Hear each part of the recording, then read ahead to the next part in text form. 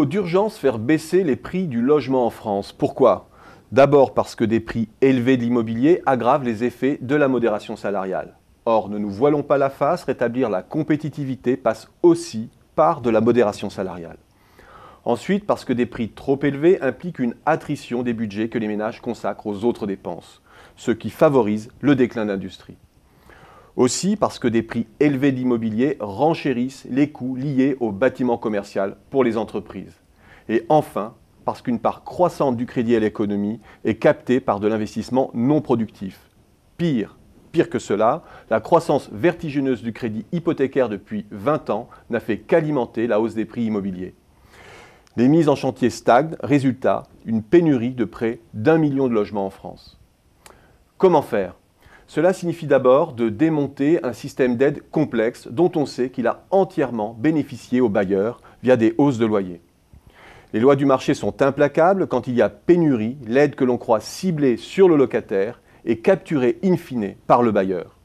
Mais défaire notre mikado fiscal demande du temps et du doigté. Quant à l'idée d'ajuster le stock de logements aux besoins, elle nécessite de nombreuses années.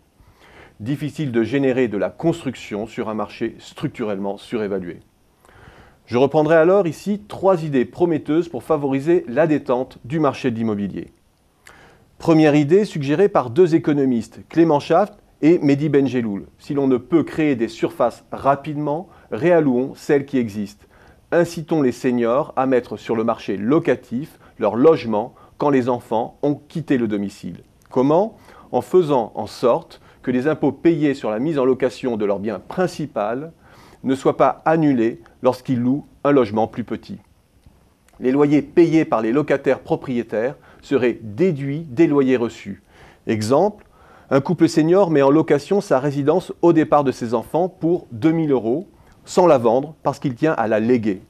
S'il paye 1 200 € pour son relogement, il ne paiera un impôt que sur 2 000 moins 1 200, soit 800 €.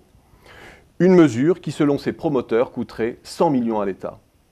Deuxième idée, suggérée par l'économiste Xavier Timbaud. Donnons aux collectivités locales la possibilité de vendre des droits pour rehausser ou accroître les constructions existantes. Un jeu gagnant-gagnant, comme on dit, où les collectivités reçoivent des recettes nouvelles et où les propriétaires peuvent créer et vendre de la surface ou accommoder leur logement sans gonfler la demande de logements neufs ou anciens. Dernière idée, sécuriser au mieux les revenus de la location, ce qui augmenterait l'offre et diminuerait les loyers exigés.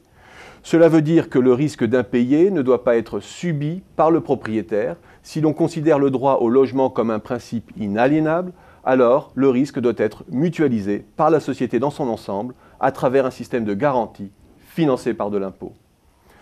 3 pistes aux effets certes graduels, mais qui commenceraient à jouer à bref délai en cas d'adoption rapide.